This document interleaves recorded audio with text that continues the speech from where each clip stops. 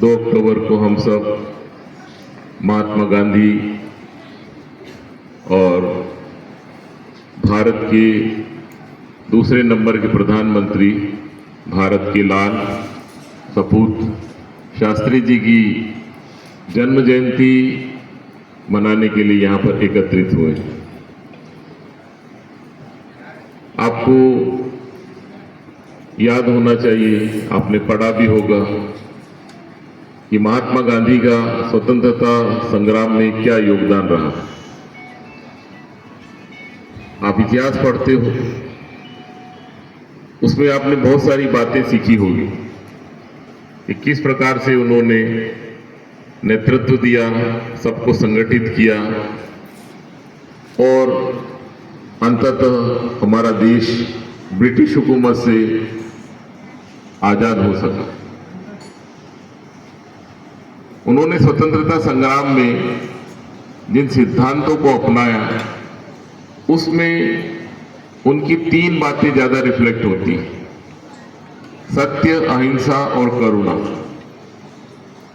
ये सत्य, अहिंसा और करुणा के बल पर उन्होंने उस ब्रिटिश हुकूमत को झुकने के लिए मजबूर कर दिया, जिस हुकूमत का पूरे विश्व में कभी सूर्यास्त नहीं होता था। इतने ज्यादा राष्ट्रों को ब्रिटिश हुकूमत ने अपना औपनिवेशिक राष्ट्र बना रखवाया था, उसमें भारत भी एक था।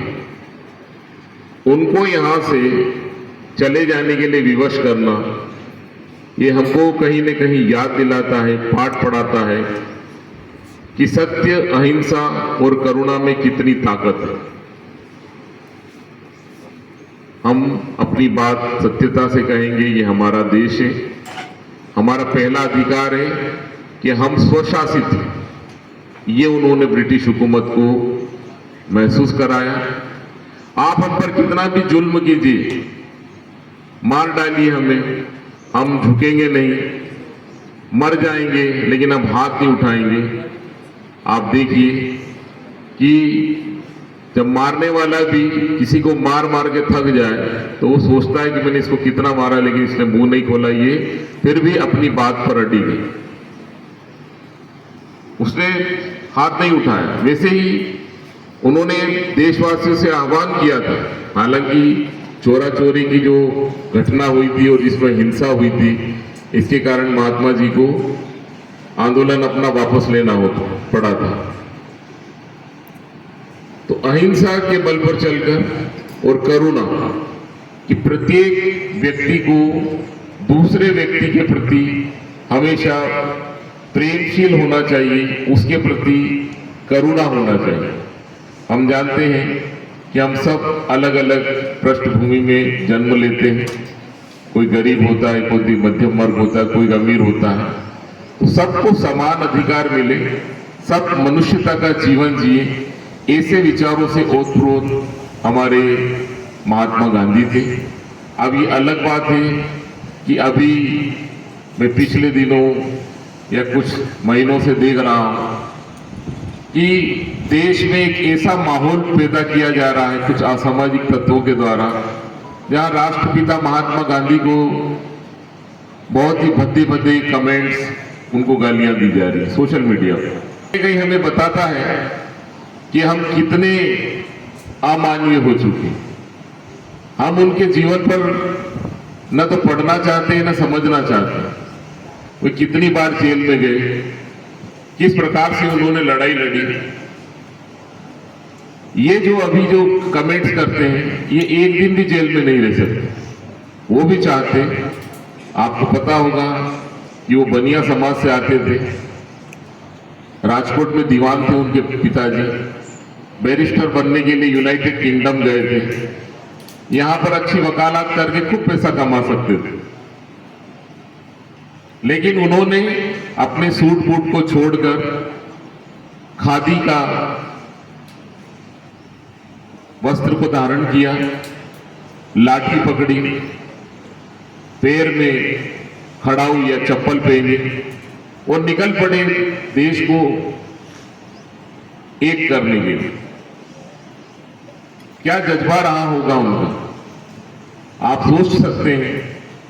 मैं कई बार अपनी स्पीच में ये बात बोला भी हूं, कितने दुबले पतले थे, ताकत नहीं थी उनमें शारीरिक रूप से, लेकिन वो हार्ड मांस का एक पुतला ऐसा दिखता था कि जब वो अपनी कांपती आवाज से कहता था कि अंग्रेजों भारत छोड़ो, और उस समय देश की पूरी जनता उनके साथ इकट्ठी होकर ये नारा लगाती थी, तो ये हमें प्रेरणा देता है कि शारीरिक ताकत से ज्यादा होती है आत्मबल, हमारी आत्मिक ताकत, मन की ताकत। तो ये मन की ताकत से हमको हमारे जीवन में आई हुई हर मुसीबत से लड़ना है।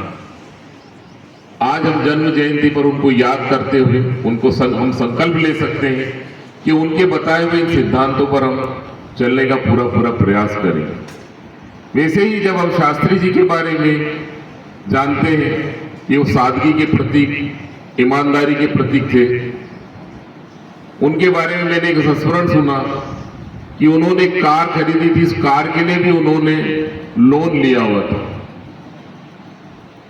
आज आप जानते हो सरपंच के पास कितनी बड़ी बड़ी गाड़ियां हैं, देश का प्रधानमंत्री लोन लेकर एक कार खरीदता है। जब उनकी मिसेस ने एक बार उनको कहा कि आप धोती बदल लीजिए, तो उन्होंने कहा कि मैं ऐसे धोती बदलूंगा तो मेरे देशवासियों का क्या होगा। इतना सादगीपूर्ण जीवन।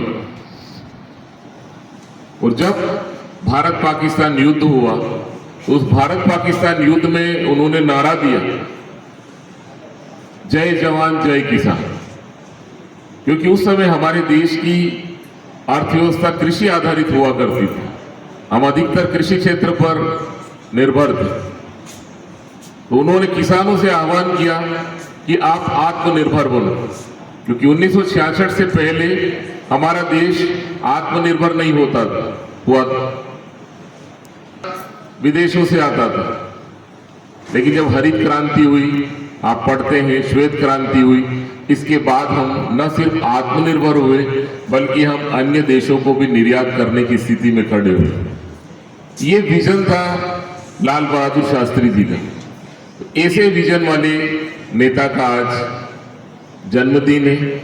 उनकी सादगी और ईमानदारी को हमें भी अपनाना है, हमारे जीवन में उसे उतारना है, और हमको संकल्प लेना है कि हमको भी हमारे देश को आगे बढ़ाने के लिए इन दो महान सपूतों ने अपने जीवन में जो जो भी सिद्धांत अपनाकर देश की स्वतंत्रता को दिलाने में अपनी अग्रणी भूमिका निभाई, उसको हम आजादी को अक्षुण्ण रखेंगे।